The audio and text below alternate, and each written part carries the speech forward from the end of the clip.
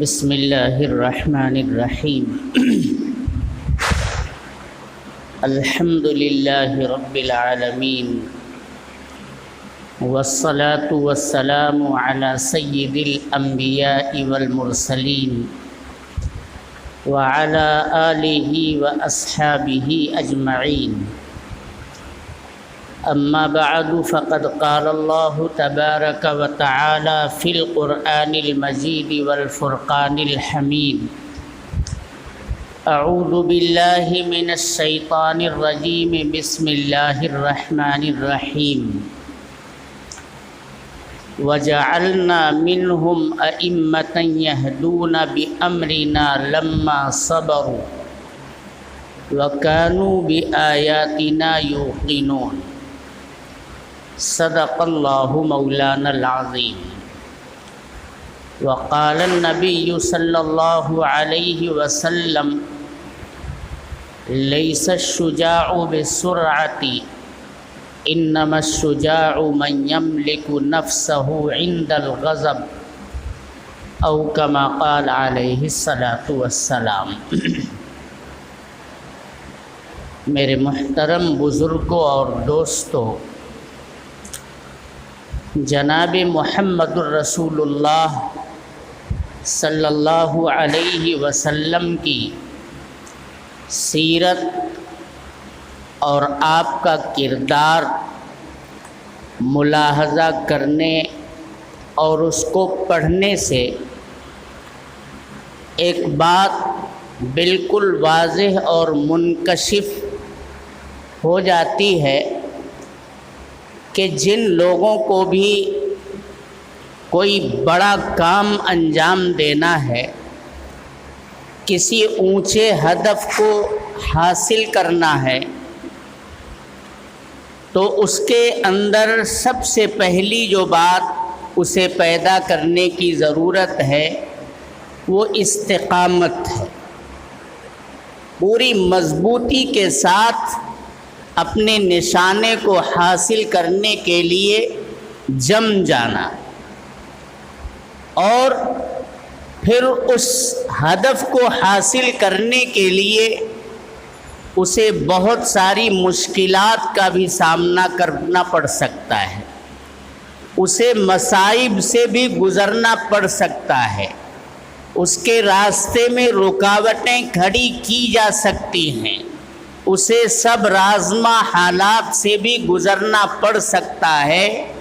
جب دل اور دماغ کے اندر یہ ساری باتیں میرے دوستو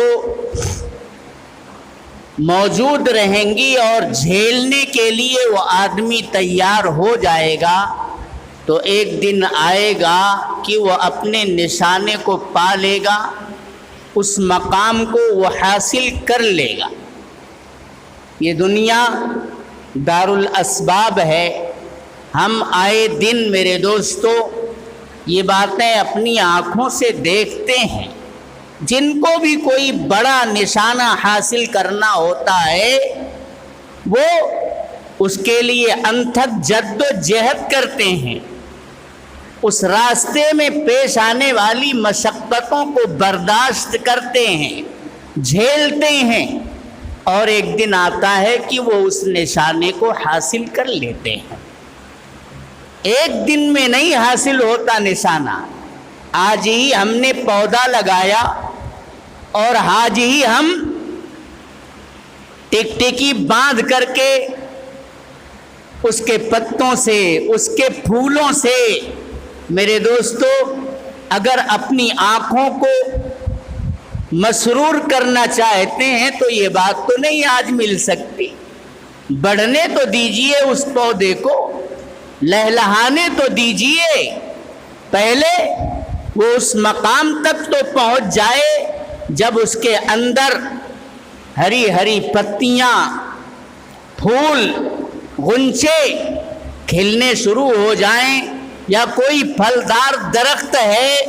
تو وہ ہرا بھرا اپنے تنے کے اوپر مضبوطی کے ساتھ جم کر کے کھڑا ہو جائے اور پھر بار آور بن جائے، اس کے اوپر پھل لگ جائیں۔ آپ پہلے ہی دن سے پہنچ گئے کہ ہمیں تو اس کے سائے میں اور اس کی چھاؤں میں اب راحت اور آرام حاصل کرنا ہے، اس ننھے سے پودے سے آپ میرے محترم بزرگوں اور دوستوں سایہ اور چھاؤں حاصل کرنے کے لیے بیٹھیں گے تو ہر آدمی ہمیں اور آپ کو بے وقوف کہے گا کہ نہیں کہے گا کہ ابھی تو کل لگایا ہے پودا آپ نے، پہلے اسے اپنی جڑوں کو مضبوط کرنے دیجئے، اس کا تنا مضبوط ہو جائے، اس کے اوپر پتے آ جائیں، اس کے اوپر غنچے آ جائیں، کلیاں کھل جائیں، پھل آ جائے، آپ کو سایہ بھی ملے گا، پھول بھی ملے گا، پھل بھی ملے گا، سب کچھ ملے گا، لیکن اس کے لیے انتظار کرنا پڑے گا۔ انتظار اور صبر سے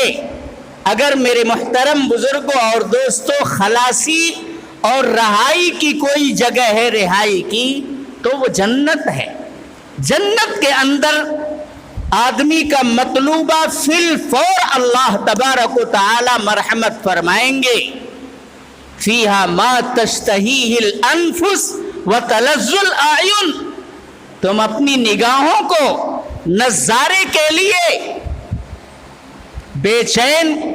کیے بیٹھے ہو، بالکل بے چینی کی کوئی ضرورت نہیں ہے، خالی اظہار تمنا کر دو، آرزو دل کے اندر تمہارے آ جائے کہ میں فلاں منظر دیکھنا چاہتا ہوں، اللہ تبارک و تعالی کی طرف سے وہ منظر آپ کے نگاہوں کے سامنے کر دیا جائے گا، آپ اس سے لذت اٹھائیے، نظارہ کیجئے، اپنی آنکھوں کو فرحت پہنچائیے۔ یہ میرے محترم بزرگوں اور دوستوں جنت کے اندر ہوگا۔ تمہارا دل کسی کو دیکھنا چاہتا ہے، تمہارا دل کوئی چیز کھانا پینا چاہتا ہے تو اللہ تعالیٰ کہتے ہیں جنت میں آؤ، جنتی اعمال کر کے آؤ۔ جنت کے اندر تو ہم نے فیہا ما تشتہیہ الانفس وتلذ الاعین، وہاں نہ صبر کرنے کی کوئی ضرورت ہے اور نہ انتظار کی دقت آپ کو اٹھانی پڑے گی۔ الانتظار اشد من الموت، مقولہ مشہور ہے کہ انتظار جو ہے یہ بہت گراں گزرتا ہے آدمی کو۔ آپ کسی ہاسپٹل میں چلے جائیں، آپ خود کو دکھانا چاہتے ہیں اور ایک انتظار کی لمبی لائن لگی ہوئی ہے، کس کوفت سے آدمی گزرتا ہے۔ آپ ٹکٹ نکالنے کھڑکی پر پہنچتے ہیں، لمبی لائن لگی ہوئی ہے اور پتہ چل گیا کہ ادھر کمپیوٹر میں بھی کچھ خرابی پیدا ہو گئی ہے، ابھی کام چل رہا ہے۔ کتنی اذیت، کتنی مشقت اور دل اور دماغ کے اوپر یہ کتنا بار گراں ہوتا ہے، لائن لگانے والا آدمی اس کو محسوس کر سکتا ہے۔ تو انتظار میں ایک طرح کی مشقت ہوتی ہے، اذیت ہوتی ہے، دقت کا سامنا کرنا پڑتا ہے، لیکن بہرحال اگر آپ کو سلامتی کے ساتھ اپنی منزل تک پہنچنا ہے تو ٹکٹ تو آپ کو خریدنی ہی پڑے گی، اور پھر اس کے بعد ہی آپ رخت سفر باندھ کر کے پابرکاب ہو سکیں گے۔ اس سے پہلے تو آپ اگر جائیں گے تو لاقانونیت کی وجہ سے آپ گرفتار کر لیے جائیں گے، پھر اس سے بھی بڑی مشقت آپ کو اٹھانی پڑ سکتی ہے۔ دنیا کے اندر اللہ تبارک و تعالی کا یہی دستور ہے، یہی سنت ہے کہ ہر بڑے نشانے کو اور ہدف کو حاصل کرنے کے لیے آدمی کو صبر آزما حالات سے گزرنا پڑتا ہے۔ 2 دن میں پودا نہیں کھڑا ہو جائے گا۔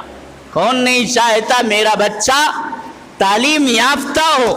بچہ پیدا ہوتا ہے، آدمی کے دل میں تمنائیں پیدا ہوتی ہیں کہ میں اس کی پرورش کروں گا، اسے پروان چڑھاؤں گا، اعلیٰ تعلیم یافتہ اسے بناؤں گا، خود کا بھی نام ہوگا، بچے کا بھی نام ہوگا اور علاقے میں بھی نام روشن کرے گا۔ لیکن اگر پہلے ہی دن پیدا ہوتے ہی ہم یہ چاہیں کہ ہمارا بچہ اچھا عالم ہو، اچھا مفتی ہو، اچھا مقرر ہو، حافظ قرآن ہو، میں اس لیے یہ بات کہہ رہا ہوں کہ اعلیٰ تعلیم اسی کو کہنا چاہیے۔ علم کی رہ بحق نہ نمایت جہالتس، وہ علم جو اللہ تبارک و تعالی سے آدمی کو برگشتہ کر دے، آدمی خدا آشنا نہ رہ جائے، اپنے خالق اور مالک کی پہچان جس علم سے حاصل نہ ہو سکے، اس تعلیم کو اعلیٰ کہنا یہ تعلیم کی توہین ہوتی ہے میرے محترم بزرگوں اور دوستوں۔ تو اپنے بچوں کے بارے میں آدمی کے دل میں علم عالی کیا مقرر کرنا چاہیے؟ قرآن کا علم، سنت کا علم، حدیث کا علم، دین کا علم، شریعت کا علم، انسانیت کا علم، یہ سارے علوم ہیں جس سے میرے محترم بزرگوں اور دوستوں دنیا کے انسانوں کا بھی بھلا ہوتا ہے، اور مرنے کے بعد کی زندگی میں میرے دوستوں اس کا اپنا بھی بھلا ہوتا ہے، اور نہ جانے کتنوں پر بھلا کر کے اس نے ان کی دنیا اور آخرت دونوں کو کامیاب کر دیا اور سنوار دیا ہوتا ہے۔ اعلیٰ تعلیم تو اسے کہنا چاہیے، قرآن اور سنت کی تعلیم کو۔ لیکن آج مسلم معاشرے میں بھی جب اعلیٰ تعلیم کا میرے دوستوں بولا جاتا ہے تو اس سے دنیا کی بڑی بڑی ڈگریاں مراد لی جاتی ہیں۔ بڑا ڈاکٹر ہو جائے، IAS ہو جائے، PCS ہو جائے، انجینئر بن جائے، لائر بن جائے، فاسٹر اور ماسٹر، اس کو اعلیٰ تعلیم یافتہ میرے دوستو ہمارا مسلم معاشرہ بھی کہتا ہے۔ اعلیٰ تعلیم قرآن کی تعلیم، اعلیٰ تعلیم سنت کی تعلیم ہے۔ جناب محمد الرسول اللہ صلی اللہ علیہ وسلم نے کیا ارشاد فرمایا؟ ان الذی لیس فی جوفہ شیء من القرآن کالبیت الخریب، جس کے دل میں، جس کے دماغ میں قرآن کریم کی ایک آیت بھی محفوظ نہیں ہے، وہ دنیا میں کتنا ہی زیادہ پاور والا، اقتدار والا سمجھا جاتا ہو، دنیا والے اسے کتنی بھی عزت دیتے ہوں، لیکن وہ ویران مکان کی طرح سے ہے۔ جیسے ویران مکان میرے دوستو کاٹ کھاتا ہے، بالکل وہ حیثیت ہوتی ہے اس آدمی کی جس کے سینے کے اندر قرآن کریم کا کوئی حصہ محفوظ نہیں ہے۔ ہمارے پاس بہت وقت رہتا ہے، لایانی کاموں کے لیے ہم اپنے اوقات کو صرف کرتے ہیں، لیکن کیا مجال ہے کہ جو 4 سورتیں بچپن میں مکتب کے اندر یاد کرا دی گئی، ان 4 سورتوں سے آگے بڑھ کر کے ہم 5ویں سورت کو یاد کریں کہ ہمیں قرآن کریم پڑھ کر کے ہی اپنی نماز کی تکمیل کرنی ہوتی ہے، تو کیا بار بار وہی الم تر کیف لإیلاف قریش اور انا آتینا قل هو اللہ احد، بس 4 سورت یاد ہے، اسی میں ہم اپنی پوری زندگی بسر کر، کیوں میرے دوستو اس کی طرف کیوں نہیں توجہ جاتی ہے؟ 4 سورت یاد ہے، 5ویں یاد کرو، 5 یاد ہوئی 6 یاد کرو، 6 یاد ہوئی 7ویں یاد کرو، کم از کم پارے ہم تو ہر مومن اور مسلمان کو یاد رکھنا چاہیے، تاکہ کچھ طوال مفصل کی بھی صورتیں یاد رہیں، کچھ اوساط مفصل کی صورتیں بھی یاد رہیں، اور کچھ قصار مفصل کی بھی صورتیں یاد رہیں۔ ہمیں فجر کی نماز میں اپنی نماز کو طول دینا ہے تو قراءت طویل کرنی پڑے گی۔ عما یتساءلون پڑھیے، سورہ والنازعات پڑھیے، سورہ عبس پڑھیے، سورہ تکویر پڑھیے۔ ہونا چاہیے کہ نہیں ہونا چاہیے؟ لیکن نہیں، 4 سورتوں پر اکتفا کر لیا۔ دینداری جھلک رہی ہے ہمارے کرتے پاجامے سے، ہم نے چہرے کے اوپر داڑھی سجا رکھی ہے، ٹوپی لگا رکھی ہے، ہم بظاہر بالکل دیندار نظر آ رہے ہیں، لیکن میرے محترم بزرگوں اور دوستوں قرآن کریم کی 4 سورتوں سے آگے بڑھ کر کے یاد کرنے کی ہمارے پاس فرصت نہیں ہے۔ یہ ہمارے لیے مسلمانوں کے لیے المیہ کی بات ہے، ایسا نہیں ہے کہ یاد نہیں ہوگا قرآن۔ ہم نے کبھی اس کو یاد کرنے کی کوشش کب کی؟ دنیا سمجھتی رہے اعلیٰ تعلیم کیا ہے، لیکن نبی فرماتے ہیں خیرکم من تعلم القرآن وعلمہ، ساری انسانیت میں بہترین طبقہ وہ ہے جو قرآن کریم کا علم حاصل کرنے کے لیے چٹائیوں پر بیٹھ کر کے اپنے شب و روز بتاتا ہے، اور جو قرآن کریم کی تعلیم دینے کے لیے اپنے آپ کو وقف کیے ہوئے ہیں۔ قرآن سیکھنے اور سکھانے والے یہ دنیا کے تمام طبقات میں خیر ہیں، افضل ترین طبقہ اسے جناب محمد الرسول اللہ صلی اللہ علیہ وسلم نے قرار دیا ہے۔ لیکن ہمارے مسلم معاشرے کے اندر بھی بس یہی ہے کہ اعلیٰ تعلیم کے لیے ہمارا بچہ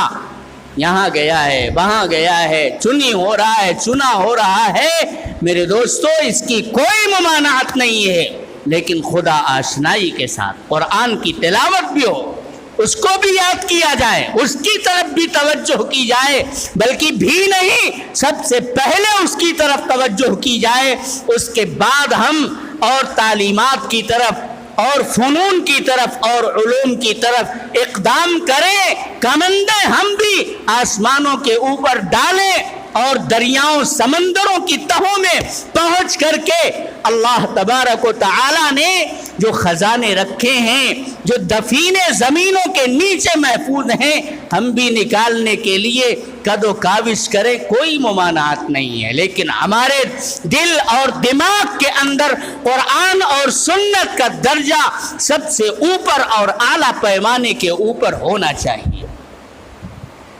تو آج ہی اگر ہم اس بچے سے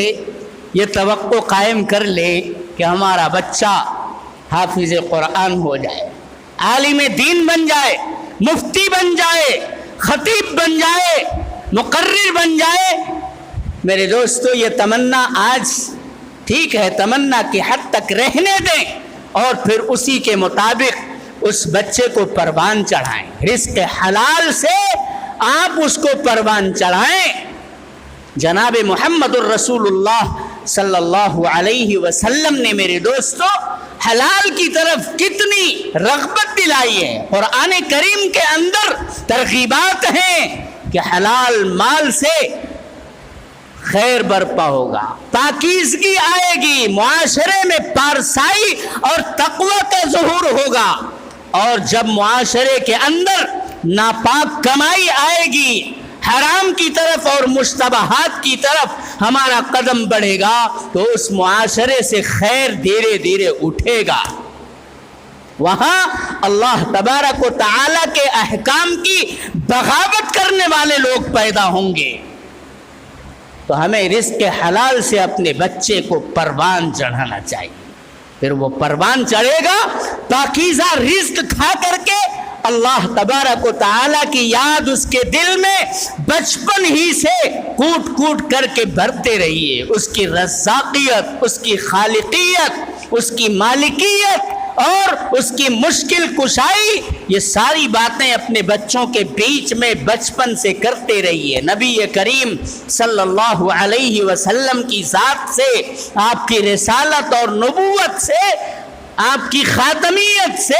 میرے دوستو اس کو وابستہ رکھیے، اس کا عقیدہ مضبوط کیجئے۔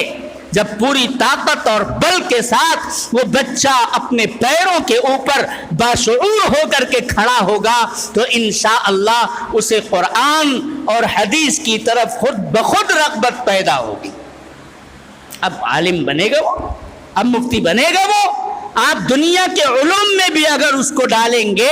تو چونکہ اس کا عقیدہ مضبوط ہے، عمل کے اوپر اس کو وہ کھڑا کر دیتا ہے، جیسے ہی اللہ اکبر کی آواز اس کے کانوں میں گونجتی ہے، وہ بے قرار اور بے چین ہو کر تڑپ جاتا ہے کہ نماز کہاں پڑھیں گے،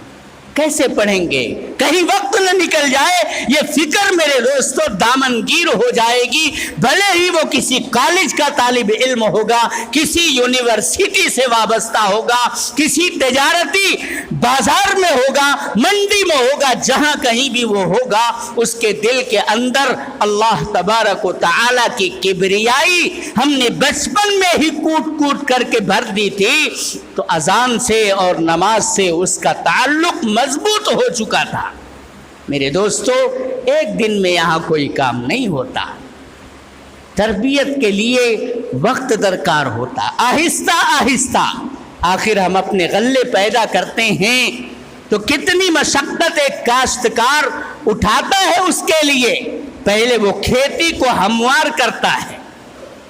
تاکہ وہ اس لائق بن سکے، جھاڑ جھنکھاڑ نکال کر کے پھینکتا ہے تاکہ ہم یہ جو کمزور دانے اس کے اندر ڈال رہے ہیں اور اس سے جو کمزور کوپلیں نکلیں گی وہ ٹوٹ نہ جائیں، ریزہ ریزہ نہ ہو جائیں، ان جھاڑ اور جھنکھاڑ میں الجھ کر کے وہ ناپید اور نابود نہ ہو جائیں، اس کے لیے آدمی زمین سے میرے دوستو سارے خس و خاشاک کو پہلے دور کرتا ہے، تب وہ ننھا سا دانہ اس کے اندر ڈالتا ہے اور اللہ اپنی قدرت سے اس میں کوپل نکالتا ہے، پھر اس کی سینچائی ہوتی ہے، کیا کیا جتن اٹھانے پڑتے ہیں، تب کہیں جا کر وہ اپنے تنے کے اوپر کھڑا ہوتا ہے۔ ہم خوب تربیت کرتے ہیں، کاشتکار کاشتکاری کی تربیت جانتا ہے، کاروبار کرنے والا کاروبار کی تربیت کو اچھی طرح سے سمجھتا ہے کہ ہمارا کارخانہ کس طرح سے ترقی کر سکتا ہے، اس کے لیے کیا کیا وسائل ہم کو اپنانے پڑ سکتے ہیں، ان تمام وسائل کو پوری باریک بینی کے ساتھ وہ سمجھتا ہے۔ ایک لوم چلانے والا ایک دھاگا ٹوٹتا ہے فوراً بھاگ کر کے وہاں آتا ہے اس دھاگے کو جوڑنے کے لیے کہ نہیں آتا ہے، کہ جب تک ہم اس دھاگے کو جوڑ نہیں دیں گے یہ چلنا بند کر دیں۔ اسی طرح سے میرے محترم بزرگوں اور دوستوں، اپنے بچوں کے دل کو، اپنے بچوں کے دماغ کو عقیدے کے تعلق سے اور مذہب اسلام کے جو احکامات ہیں، جو تعلیمات ہیں، انہیں بچپن ہی سے پوری لطافت کے ساتھ، پوری ہمدردی اور خیر خواہی کے جذبے کے ساتھ ہمیں دھیرے دھیرے ان کے دل اور دماغ میں منتقل کرنا چاہیے۔ صرف ہمیشہ ٹائٹ ہو کر کے گوش مالی نہیں کرنی چاہیے کہ کان کے نیچے ہمیشہ آپ دیتے رہیں، نہیں، کبھی موقع آئے سرزنش کا تو سرزنش بھی ہونی چاہیے، لیکن اتنی بھی مار نہیں مارنا چاہیے کہ بچے کے جسم کے اوپر آپ کے مار کے داغ نمایاں ہو جائیں، کوئی گھاؤ اور زخم پیدا ہو جائے۔ بالکل اس طرح کی چوٹ اگر آپ پہنچائیں گے، ایک بار دو بار تو برداشت کرے گا، تیسری مرتبہ وہ بچہ آپ سے متنفر ہو جائے گا۔ تربیت کا جو اصول ہے، جناب محمد الرسول اللہ صلی اللہ علیہ وسلم کی زندگی اٹھا کر کے دیکھیے، ہمیشہ آپ نے اپنے پیغام کو پوری استقامت کے ساتھ دنیا کے سامنے پیش کیا، کبھی کوئی سمجھوتا نہیں کیا، پامردی کے ساتھ جمے رہے، اپنے اصول سے آپ نے سرے منہ انحراف نہیں کیا۔ لیکن آپ دیکھیے اس سلسلے میں آپ کو کتنی مشقتیں جھیلنی پڑی۔ صحابہ کرام بسا اوقات تنگ آ کر جناب محمد الرسول اللہ صلی اللہ علیہ وسلم سے اجازت طلب کرتے تھے کہ ہمیں دو دو ہاتھ کرنے کی اجازت دیجیے، لیکن پوری مکی زندگی اٹھا کر کے دیکھیے، جناب محمد الرسول اللہ صلی اللہ علیہ وسلم نے کبھی بھی دو دو ہاتھ کرنے کی اجازت نہیں دی۔ ہجرت کبھی حبشہ کی طرف، کبھی مدینۃ المنورہ، مدینے میں بھی پہنچ کر کے جناب محمد الرسول اللہ صلی اللہ علیہ وسلم نے کبھی مکے والوں سے جنگ کا اقدام نہیں کیا ہے۔ آپ پڑھیے صلح حدیبیہ، آپ نیچے اتر کر کے میرے دوستو صلح کر رہے ہیں، اس کے باوجود بھی جب اہل مکہ نے بنو خزاعہ کے جو مدینہ کے حلیف تھے ان کو نشانہ بنایا قتل و غارت کا، تب جناب محمد الرسول اللہ صلی اللہ علیہ وسلم نے دفاعی طور پر جا کر کے مکے والوں کو رام کیا ہے۔ آپ نے کبھی بھی تلخی کا جواب تلخ نوائی سے نہیں دیا، آپ نے کبھی گالم گلوچ کا جواب اپنی زبان خراب کر کے نہیں دی، آپ ہمیشہ مسکراتے تھے اور مصائب اور مشکلات کو جھیلتے ہوئے اپنے اس وسیع ترین ٹارگٹ کو اور ہدف کو سامنے رکھ کر کے چھوٹی چھوٹی باتوں سے اپنے دل کے اندر کبھی کوئی کدورت پیدا نہیں کرتے تھے۔ اسی لیے آپ دیکھتے ہیں کہ 21 سال لگ گیا جناب محمد الرسول اللہ صلی اللہ علیہ وسلم کو فتح مکہ تک پہنچنے کے لیے۔ 13 سال وہی مکہ کے لوگوں نے آپ کے لیے اور آپ کے صحابہ کے لیے، ساتھیوں کے لیے جب جینا مشکل کیا تو 13 سال کے بعد ہجرت فرمائی، اور پھر 8 سال کے بعد سن 8 ہجری کے اندر آپ صلی اللہ علیہ وسلم فاتحانہ مکۃ المکرمہ میں بہت سارے مسائل، میرے دوستو مشکلات اور مصائب جھیلتے جھیلتے 21 سال کی تربیت کے نتیجے میں اپنے علم، اپنی بردباری، اپنے برداشت، اپنی مسلسل جد و جہد کے نتیجے میں اللہ تبارک و تعالیٰ کی تائید اور نصرت سے اس مقام پر پہنچے کہ وہی لوگ جو گالیاں دیتے تھے نا آپ کے سامنے سرنگوں ہو کر کے کھڑے، وہی جو آپ کے دشمن تھے آج وہ آپ سے دوستی کا ہاتھ ملاتے ہوئے نظر آ رہے ہیں۔ قرآن کہتا ہے ادفع باللتی ہی احسن فاذا الذی بینک وبینہ عداوۃ کأنہ ولی حمیم۔ آپ کو اگر کوئی بدتمیزی سے پیش آ کر کے زیر کرنا چاہتا ہے، آپ اس سے بدتمیزی سے مت پیش آؤ، تمیز کے ساتھ، اخلاق کے ساتھ، کردار کے ساتھ اور اچھے سلوک کے ساتھ اس کا معاملہ اگر رکھو گے تو فَإِذَا الَّذِي بَيْنَكَ وَبَيْنَهُ عَدَاوَةٌ، آپ کے اور اس کے درمیان جو عداوت ہے ایک دن آپ دیکھیں گے كَأَنَّهُ وَلِيٌّ حَمِيمٌ، وہ تو ایک دم جان دے دینے والا دوست آج بن چکا ہے۔ وہی جناب محمد الرسول اللہ صلی اللہ علیہ وسلم کے اخلاق سے، آپ کے پاکیزہ کردار سے اتنے متاثر ہوئے کہ جو دشمن تھے وہ آج آ کر کے حلقہ بگو سے اسلام ہو رہے ہیں۔ کہنے کا مطلب میرے دوستو یہی ہے کہ آج کے اس موجودہ حالات کے تناظر میں ہمیں صبر و شکیبائی کا دامن ہاتھ سے نہیں جانے دینا چاہیے۔ بے صبری کبھی بھی میرے دوستو امت مسلمہ کے لیے سود مند نہیں رہی ہے، اس لیے صبر اور استقامت دین کے اوپر ہمارا پورا پامردی کے ساتھ جم جانے کا فیصلہ ہونا چاہیے، اور اس راستے میں جو رکاوٹیں ہیں، جو مشقتیں ہیں، ہم اسے سلوک کے ساتھ، اخلاق اور کردار کے ساتھ دور کرنے کی کوشش کرتے رہیں۔ انشاءاللہ اللہ تبارک و تعالیٰ کی تائید اور نصرت شامل حال ہوگی جب ہم اللہ کے بندے بن کر کے اس کی بندگی میں اپنے شب و روز کو بتانا شروع کر دیں گے۔ اللہ ہم سب کو اپنی بندگی کا خالی محتاج بنائے، دنیا کا محتاج اللہ نہ بنائے۔ وآخر دعوانا ان الحمد للہ۔